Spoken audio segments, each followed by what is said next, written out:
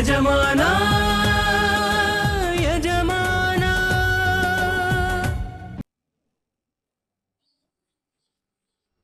ಮತ್ತೆ ಈ ರೀತಿ ವ್ಯರ್ಥ ಪ್ರಯತ್ನಗಳು ಮಾಡಿದ್ರೆ ನಿನ್ ಸೊಸೆ ಎಲ್ಲಿರ್ತಾಳೆ ಅಂತ ನಾನು ಅವತ್ತೇ ಕರ್ಕೊಂಡು ಹೋಗಿ ತೋರಿಸಿದ್ನಲ್ವಾ. ನಾನ್ ನಿನಗೆ ಕೊಟ್ಟಿರೋ ಟೈಮ್ ಮುಗಿಯೋದಿಕ್ಕೆ ಇನ್ನ ಜಸ್ಟ್ 9 days ಅಷ್ಟು.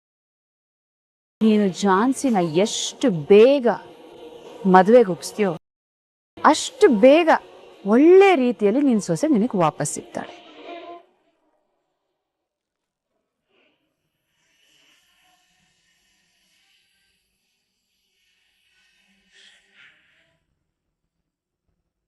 ತಾತ ಟೀ.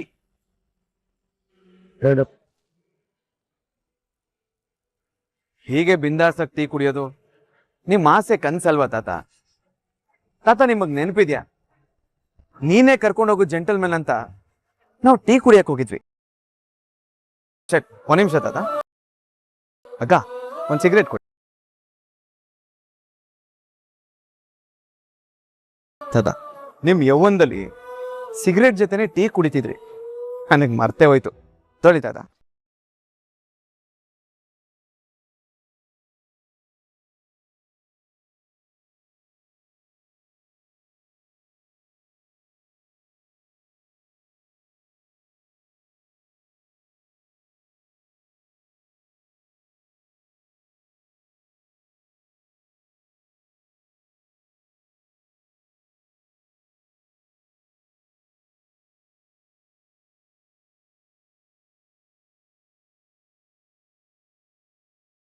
ನಾನೀಗಿರೋ ಪರಿಸ್ಥಿತಿನಲ್ಲಿ ಸಂಪತ್ ಮಾಮನ್ ಮನೆನ ಹೆಂಗ್ ಹುಡ್ಕೊಂಡು ಹೋಗೋದು? ಅದಕ್ಕಿಂತ ಯಾವ್ದಾದ್ರೂ ಆಶ್ರಮಕ್ಕೆ ಹೋಗೋದೇ ಒಳ್ಳೇದು. ಆಮೇಲೆ ಅಲ್ಲಿಂದ ಯಾವ್ದಾದ್ರೂ ವ್ಯವಸ್ಥೆ ಖಂಡಿತ ಆಗುತ್ತೆ. ಈ ಅಡ್ರೆಸ್ಸು ಯಾವ ಕಡೆಗೆ ಹೋಗ್ಬೇಕು? ಆಶ್ರಮಕ್ಕೆ ಹೋಗೋದಾದ್ರೂ ಹೆಂಗೆ? ಆ ಪಾಪಿಗಳು ಯಾವಾಗ ಬೇಕಾದ್ರೂ ನಾನು ಹಿಂದೆ ಬರ್ಬೋದು. ಮೊದ್ಲು ನಾನು ಇಲ್ಲಿಂದ ತಪ್ಪಿಸ್ಕೊಂಡು ದೂರ ಹೋಗ್ಬೇಕು.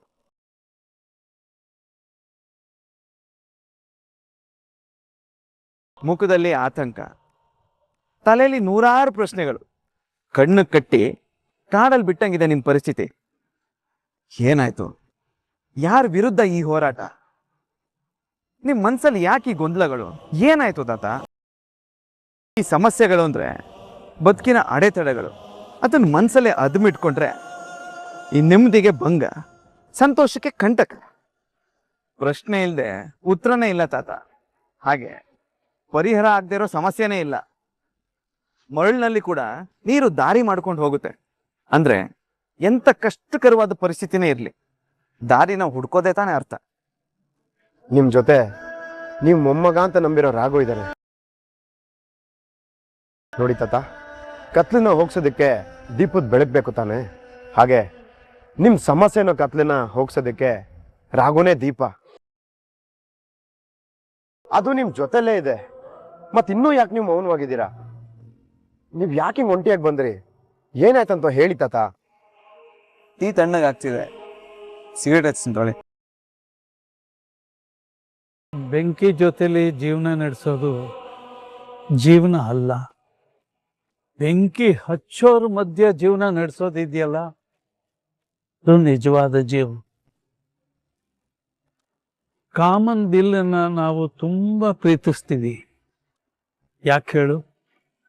ಅದು ಬಣ್ಣವಾಗಿದೆ. ಮನುಷ್ಯರಲ್ಲಿ ಇಷ್ಟಪಡದೇ ಇರೋ ಮನಸ್ಸು ಯಾವುದು ಗೊತ್ತಾ? ಬಣ್ಣ ಹಚ್ಚಿ ಮಾತಾಡೋ ಮನಸ್ಸುಗಳಿದೆಯಲ್ಲ, ಅದು ಆ ಬಣ್ಣ ಇಷ್ಟ. ಆದ್ರೆ ಇಲ್ಲಿ ಬಣ್ಣ ಹಚ್ಚೋರನ್ನ ಇಷ್ಟಪಡೋದು ಕಷ್ಟ. ಬೆಂಕಿ ಹಚ್ತಿರೋರು ಯಾರು? ಅಥವಾ ಬಣ್ಣ ಹಚ್ಕೊಂಡು ನಿಮ್ಮ ಮುಂದೆ ನಟಿಸ್ತಿರೋರು ಯಾರು? ಅಲ್ಲ ತಾತ, ಸಮಸ್ಯೆ ಏನು ಅಂತ ಹೇಳಿ ಅದನ್ನ ಚಿಟ್ಕೆ ಹೊಡೆಯೋಷ್ಟೊತ್ತಿಗೆ ಸಾಲ್ವ್ ಮಾಡೋಣ. ಸಮಯ ಬಂದಾಗ ಎಲ್ಲ ಹೊರಗಡೆ ತಾತ, ಸಮಯ ಬರೋ ತನಕ ಕಾಯೋದಲ್ಲ, ಇದೇ ಒಳ್ಳೆ ಸಮಯ ಅಂತ ಮುನ್ನುಗ್ಬೇಕು.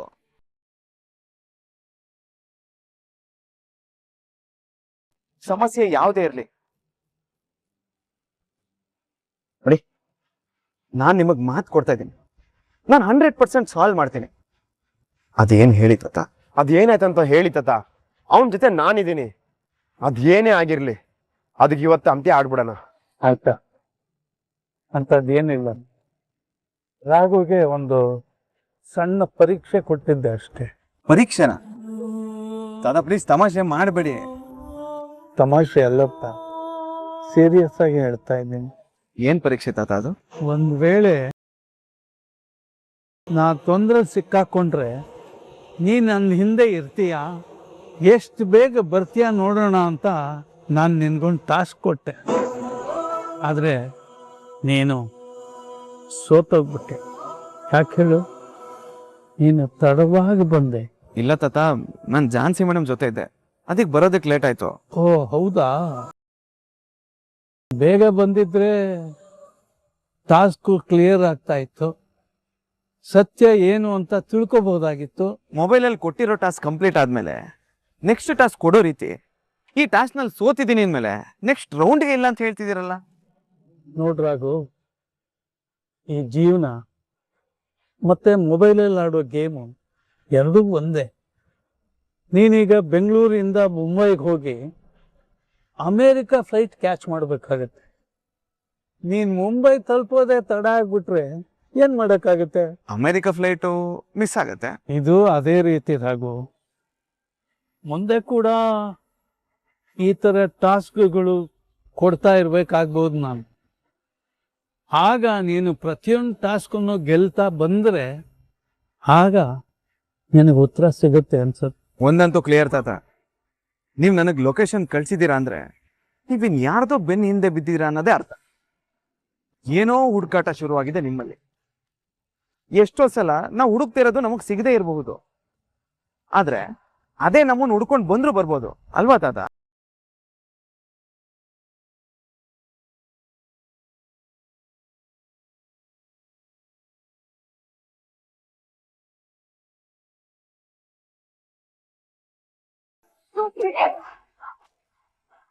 Madam please. ಏನೇ ಪ್ಲೀಸು? ನೀನ್ ಒಬ್ಳೇ ಇರ್ಬೇಕಾದ್ರೆ ಅವಳು ಕಟ್ಟು ಬಿಚ್ಚಿ ಟಾರ್ಚರ್ ಕೊಡೋದಕ್ಕೆ ಯಾರೇ ಹೇಳಿದ್ದು? ಅವಳನ್ನ ಸೇಫ್ ಗಾರ್ಡ್ ಮಾಡೋದಕ್ಕೆ ತಾನೇ ನಿನ್ನ ಇಲ್ಲಿ ಇಟ್ಟಿರೋದು. ಮೇಡಮ್, ಸಾಫ್ಟ್ ಆಗಿದ್ದವಳು ಇಂಥ ಪ್ರಯತ್ನ ಮಾಡ್ತಾಳೆ ಅಂತ ನಾನು ಯೋಚನೆನೂ ಮಾಡಿರ್ಲಿಲ್ಲ. ಏಯ್, ತನಿಗೆ ಅಪಾಯ ಇದೆ ಅಂತ ಗೊತ್ತಾದ್ರೆ ಬೆಕ್ಕು ಕೂಡ ಹುಲಿ ಆಗತ್ತಂತೆ. ಅಂತದ್ರಲ್ಲಿ ತನ್ನ ಮಗಳಿಗೆ ಮದ್ವೆಗೆ ಒಪ್ಸಕ್ಕೆ ನಾವ್ ಇಷ್ಟೆಲ್ಲ ಮಾಡ್ತಾ ಇದೀವಿ ಅಂತ ಗೊತ್ತಾದ್ಮೇಲೆ ಅವಳು ಹೇಗೆ ಸುಮ್ನೆ ಇರ್ತಾಳೆ ಅಲ್ವೇ? ಅಂತದ್ರಲ್ಲಿ ನೀನ್ ಒಬ್ಳೇ ಇರ್ಬೇಕಾದ್ರೆ ಅವಳ ಆಪರ್ಚುನಿಟಿನ ಯೂಸ್ ಮಾಡ್ಕೊಳ್ಳಲ್ಲ ಅಂತ ಹೆಂಗೆ ಅನ್ಕೊಂಡೆ?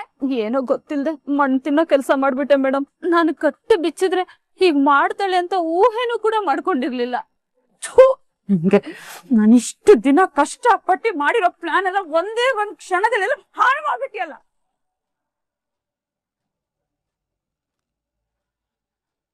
ತಾತ, ನನಗೆ ಒಂದೇ ಒಂದ್ ಚಾನ್ಸ್ ಕೊಡಿ. ನೀವು ಹುಡುಕ್ತಿರೋದನ್ನ ನಿಮ್ ಕಣ್ ಮುಂದೆ ತಂದು ನಿಲ್ಲಿಸ್ತೀನಿ.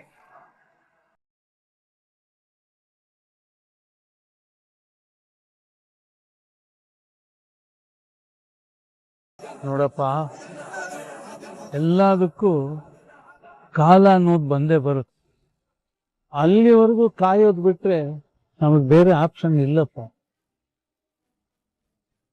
ಸಮಸ್ಯೆ ಏನಂತಾನಾದ್ರೂ ಹೇಳಿ ತಾತ.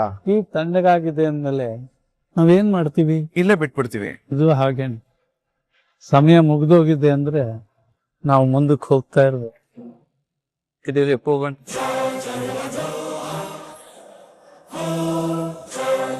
ಅಲ್ಲ ತಾತ, ಅದು ಬೇಡ ತರುಣ. ತರುಣ, ತಾತ ಕಾರಣ ಇಲ್ಲದೆ ನಮ್ಮನ್ನ ಅಲ್ಲಿವರೆಗೂ ಕರ್ಸ್ಕೊಂಡಿರೋದಕ್ಕೆ ಚಾನ್ಸೇ ಇರಲ್ಲ. ಆ ಕಾರಣ ಇಲ್ಲದೆ ತಾತ ಈಗ ಮೌನವಾಗಿ ಇಲ್ದೇ ಇರೋದು ಅಷ್ಟೇ ಸತ್ಯ. ತಾತನ ನಾನು ಮನೆಗೆ ಬಿಟ್ಟು ಹೊರಡ್ತೀನಿ, ನೀನು ಹೊರಡು.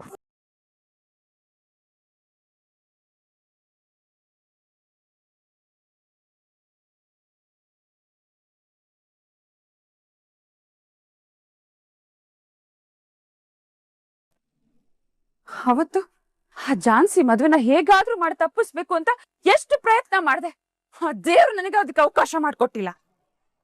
ಅವಳು ಮದುವೆ ಆಗಿರೋ 1.5 ತಿಂಗಳಿಗೆ ಇವಳು ಬದುಕಿದಾಳೆ, ಯಾವ್ದೋ ಆಶ್ರಮದಲ್ಲಿ ಇದ್ದಾಳೆ ಅನ್ನೋ ವಿಷಯ ನನಗ್ ಗೊತ್ತಾಯ್ತು.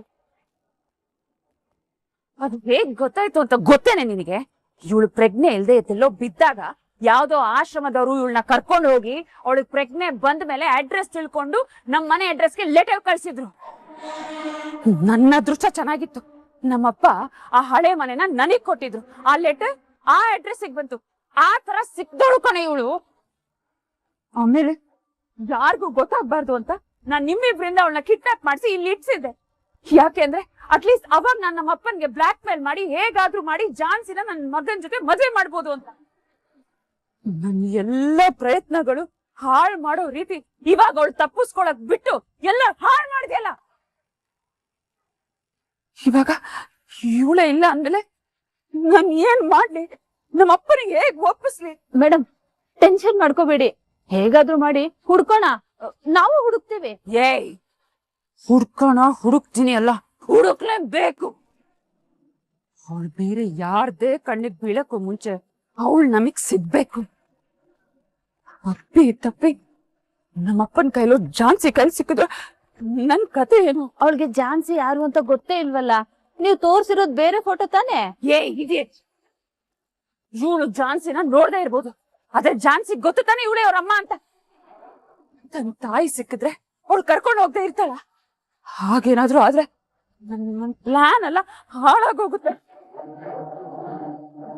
ಅವಾಗ ನನ್ ಖಾಲಿ ಕೈಯಲ್ಲಿ ಮನೆ ಬಿಟ್ಟು ಭಿಕ್ಷೆ ಬೇಡೋ ತರ ಆಗುತ್ತೆ. ನಂದಿಷ್ಟು ವರ್ಷ ಶ್ರಮ ನೀರಲ್ಲಿ ಹೋಮ ಮಾಡ್ದಂಗ ಆಗುತ್ತೆ. ಅದಾಗ್ಬಾರ್ದು ಅಂದ್ರೆ ಅದು ಹೇಗಾದ್ರೂ ಮಾಡಿ ಅವಳನ್ನ ಬೇಗ ಹುಡುಕಿ.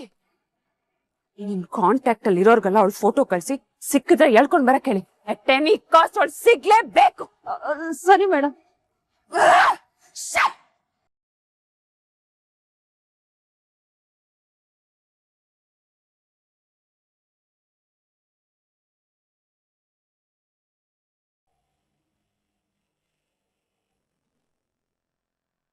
Hello uncle.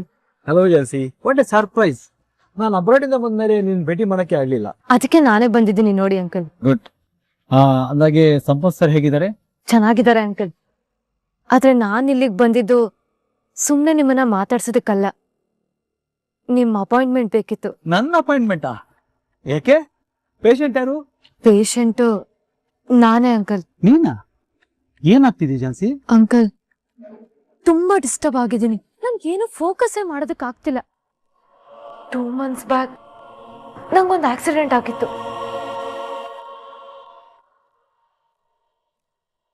ನನ್ 7.5 ತಿಂಗಳು ಹಾಸ್ಪಿಟಲ್ ಇದ್ದ. 14 ದಿವಸ ಮಾತ್ರ ಇದ್ದಿದ್ದು. ನಿನಗೆ ಆಕ್ಸಿಡೆಂಟ್ ಆಯ್ತಲ್ಲ, ಹಾಗಾಗಿ ಎಲ್ಲ ಮರ್ತೋಗ್ಬಿಟ್ಟಿದೆ.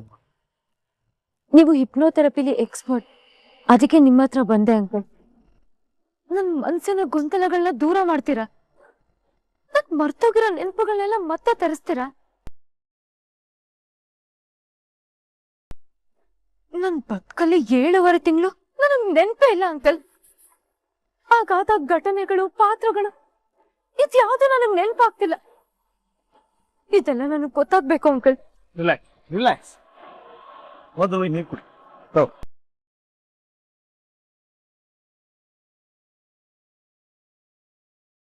ಅಲ್ವಾ, ತಾತನ ನಾನು ಮನೆ ಬಿಟ್ಟು ಹೊರಡ್ತೀನಿ, ನೀನು ಹೊರಡು ಅಂತ ಹೇಳಿದ್ಮೇಲೆ ಮತ್ತೆ ಯಾಕೆ ಬರಕ್ಕೆ ಹೇಳ್ದೆ? ಮಗ, ತಾತ ಯಾವ್ದೋ ಸಮಸ್ಯೆಯಲ್ಲಿ ಸಿಕ್ಬಿದ್ದಿದ್ದಾರೆ ಕಣ, ಅದು ಹೇಳ್ಕೋತಾ ಇಲ್ಲ. ಬಟ್ ಒಂದಂತೂ ಕ್ಲಿಯರ್ ತರುಣ, ಅವ್ರು ಹೇಳೋ ಪ್ರಯತ್ನ ಮಾಡಿದ್ದಾರೆ. ಅವ್ರು ಹೇಳ್ದೇ ಇರೋ ರೀತಿ ಯಾರು ಅದನ್ನ ತಪ್ಪಿಸಿದ್ದಾರೆ, ಅಥವಾ ಸಮಸ್ಯೆಗೆ ಪರಿಹಾರ ಸಿಗುತ್ತೆ ಅಂತ ಹೋಗಿ ಅಲ್ಲಿ ಸಮಸ್ಯೆಗೆ ಪರಿಹಾರ ಸಿಗದೆ ಇರಬಹುದು. ಅದನ್ನೇ ನಾವೇನಂತ ತಿಳ್ಕೊಂಡ್ರೆ ಎಲ್ಲಾನು ಕ್ಲಿಯರ್ ಆಗುತ್ತಲ್ಲ ರಾಘು. ಹೇಳ್ಬೇಕು ಅಂತ ತೀರ್ಮಾನ ಮಾಡಿದಾರಲ್ವಾ, ಖಂಡಿತ ಯಾವತ್ತೋ ಒಂದಿನ ಹೇಳ್ಕೊಂಡೇ ಹೇಳ್ಕೊತಾರೆ. ಅದಕ್ಕಿಂತ ಮುಂಚೆ ಏನಾದ್ರೂ ಅನಾಹುತ ಆಗುತ್ತೆ ಅಂತ ಭಯ ಆಗ್ತಿದೆ ರಾಘು. ಯಾಕೆಂದ್ರೆ ನಿನ್ನ ಝಾನ್ಸಿನ ಅವತ್ತು ತಾತನೇ ದೂರ ಮಾಡಿದ್ದು. ಇವಾಗ ಆಗ್ತಿರೋದು ನೋಡ್ತಿದ್ರೆ ದೊಡ್ಡ ಕಂಟಕನ ಇದೆ ಅನಿಸ್ತಿದೆ. ಯಾರೋ ಅವ್ರನ್ನ ಎದುರಿಸ್ತಾ ಇದ್ದಾರೆ ಅನ್ಸುತ್ತೆ ರಾಘು. ಅವ್ರು ಯಾರು, ಯಾಕೆ ಅನ್ನೋ ಪ್ರಶ್ನೆಗೆ ಮೊದಲು ಉತ್ತರ ಹುಡ್ಕೋ ಪ್ರಯತ್ನ ಮಾಡೋಣ, ಆಮೇಲೆ ತನ್ನಷ್ಟಕ್ಕೆ ತಾನೇ ಅದೇ ಸರಿ ಹೋಗುತ್ತೆ.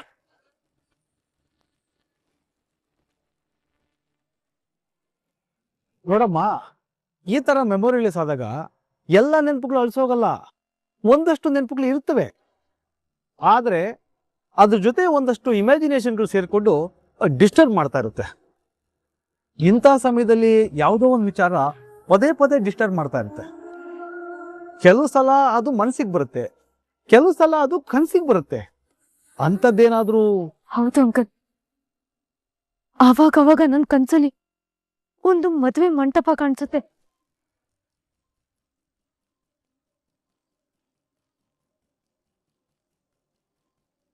ಯಾರು ಅಂತ ನೋಡ್ಬೇಕು ಅನ್ನೋಷ್ಟರಲ್ಲಿ ಏನಾದ್ರೂ ಒಂದು ಡಿಸ್ಟರ್ಬ್ ಆಗಿ ಕನ್ಸಿಂದ ಎಚ್ಚರ ಆಗ್ಬಿಡ್ತೀನಿ. ಇದೇ ಕನಸು ಪದೇ ಪದೇ ಬರ್ತಾ ಇದೆಯಾ?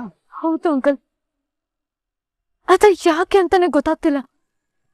ನನ್ಗೆ ಗಂಡಸರು ಕಂಡ್ರೇನೆ ಆಗ್ತಿರ್ಲಿಲ್ಲ, ಆದ್ರೆ ಮನೇನೆ ನನ್ನ ಎಂಗೇಜ್ಮೆಂಟ್ ಆಗಿತ್ತು ಅಂತ ಹೇಳ್ತಿದ್ದಾರೆ.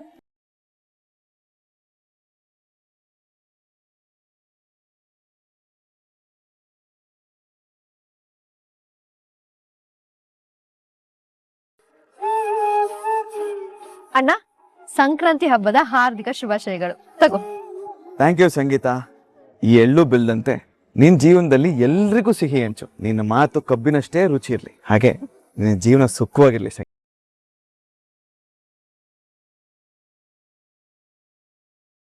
ಸಂಗೀತ, ಇದ್ಯಾವ್ದು ಹೊಸ ಡ್ರೆಸ್ಸು? ನನಗೆ ಯಾವ್ದು ಕೊಡ್ಸೇ ಇಲ್ಲ. ರಾಘು, ಇವತ್ತು ಸಂಕ್ರಾಂತಿ ಹಬ್ಬ ಅಲ್ವಾ? ಹಬ್ಬ ಅಂದ್ರೆ ಹೆಣ್ಮಕ್ಳಿಗೆ ಬಟ್ಟೆ ಮೇಲೆ ಆಸೆ. ಅದಕ್ಕೆ ನಮ್ ಪಕ್ಕದ ಮನೆಯವ್ರ ಹತ್ರ ಸ್ವಲ್ಪ ಸಾಲ ಇಸ್ಕೊಂಡು ನಾನೇ ಕಡಿಮೆ ಬೆಲೆಗೆ ಕೊಡಿಸ್ದೆ.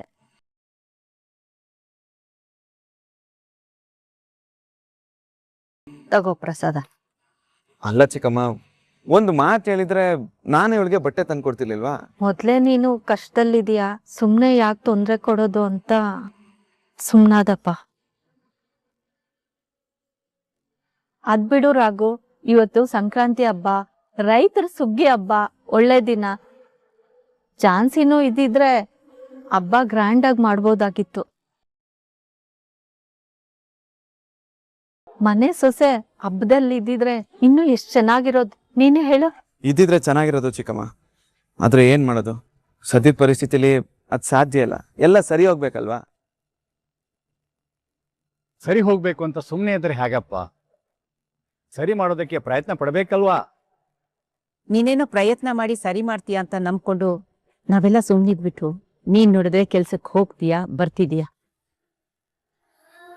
ಆದ್ರೆ ಸರಿ ಹೋಗೋ ಯಾವ ಲಕ್ಷಣನೂ ಕಾಣ್ತಾನೆ ಇಲ್ವಲ್ಲೋ.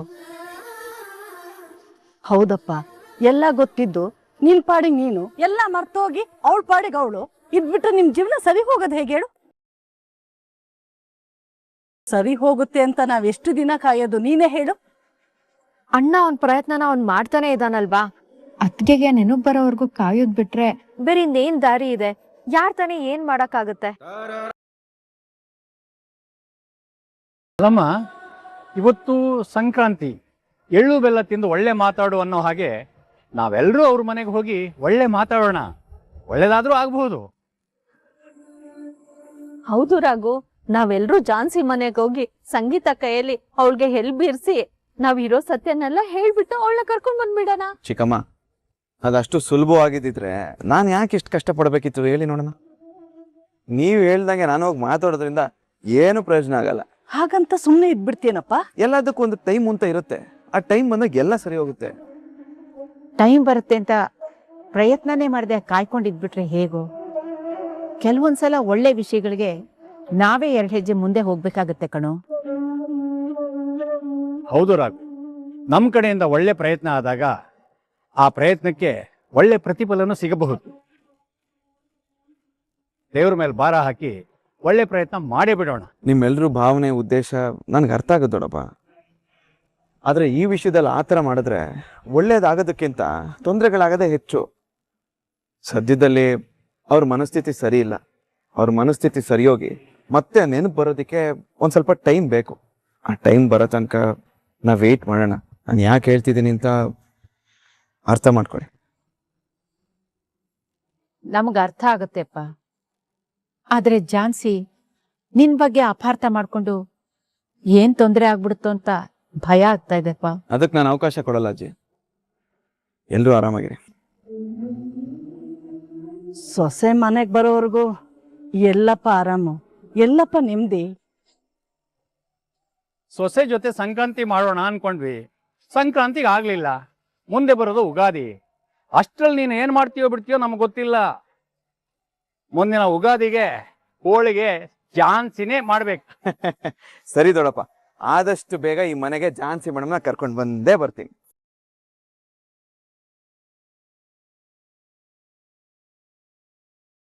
ಕನ್ಸಲ್ಲಿ ಮದ್ವೆ ಮಂಟಪ ಎಲ್ಲೋ ಒಂದ್ ಕಡೆ ನಾನು ಸ್ಟಾಪ್ ಆಗಿದ್ದೀನ ಅನ್ನಿಸ್ತಿದೆ. ನೋಡು ಜಾನ್ಸಿ, ಮೆಡಿಕಲ್ ಟರ್ಮಾಲಜಿ ಪ್ರಕಾರ ಇದು ರೆಟ್ರೋಗ್ರೇಡ್ ಅನ್ವೇಷಣದ ಒಂದು ರೂಪ ಇರಬಹುದು. ಆದರೆ ನಿನ್ನ ಕೇಸಲ್ಲಿ ಇದು ಕೇವಲ ಮೆಮೊರಿ ಲಾಸ್ ಅಲ್ಲ. ನಿನ್ನ ಸಬ್ಕಾನ್ಷಿಯಸ್ ಮೈಂಡ್ ಮತ್ತೆ ನಿನ್ನ ಈಗಿನ ವ್ಯಕ್ತಿತ್ವದ ನಡುವೆ ಒಂದು ದೊಡ್ಡ ಕಾನ್ಫ್ಲಿಕ್ಟ್ ನಡೀತಾ ಇದೆ. ಕಾನ್ಫ್ಲಿಕ್ಟ್ ಅಂದ್ರೆ? ಕಾನ್ಫ್ಲಿಕ್ಟ್ ಅಂದ್ರೆ ನಿನ್ನ ಈಗಿನ ಸ್ಥಿತಿನ ಡಿಸೋಸಿಯೇಟಿವ್ ಸ್ಟೇಟ್ ಅಂತ ಹೇಳ್ಬೋದು. ನೀನು ಹೇಳ್ತಿರೋ ಪ್ರಕಾರ ನೀನು ಪುರುಷ ದ್ವೇಷಿ, ಮಾಡರ್ನ್ ಹುಡುಗಿ ಅನ್ನೋದು ನಿನ್ನ ಮೂಲಭೂತ ಸ್ವಭಾವ. ಆದ್ರೆ ಆ 7.5 ತಿಂಗಳು ನೀನು ಒಂದು ಭಾವನಾತ್ಮಕ ಬಂಧನಕ್ಕೆ ಒಳಗಾಗಿದ್ಯಾ. ನಿನ್ನ ಸುಪ್ತ ಮನಸ್ಥಿತಿ ನೆನಪುಗಳು ಸತ್ತಿಲ್ಲ, ಅವು ಕೇವಲ ಸರ್ಪ್ರೈಸ್ ಆಗಿವೆ. ಆದ್ರೆ ಇವಾಗ ಅದನ್ನ ಯಾಕೆ ನೆನ್ಪಿಗೆ ಬರ್ತಿದೆ? ಯಾಕಂದ್ರೆ ನೀನು ಆ ಗುಣದೋಳು ಅಲ್ಲ ಅಂತ ವಾದ ಮಾಡ್ತಾ ಇದೀಯ. ಆದ್ರೆ ನಿನ್ನ ಸುಪ್ತ ಮನಸ್ಸು ಇವತ್ತು ಆ ನಿನ್ನ ಭಾವನೆಗಳನ್ನ ಪ್ರೇರೇಪಿಸ್ತಾ ಇದೆ. ನೀನು ಅಂತ ಒಂದು ಪ್ರೀತಿಯ ಅಥವಾ ಕುಟುಂಬ ವಾತಾವರಣದ ಮಧ್ಯೆ ಇದ್ದು ಬಂದಿರಬಹುದು. ಒಂದ್ ವೇಳೆ ಅದು ಒಂದು 10 ಜನ ಇರೋ ಕುಟುಂಬನೂ ಆಗಿರಬಹುದು.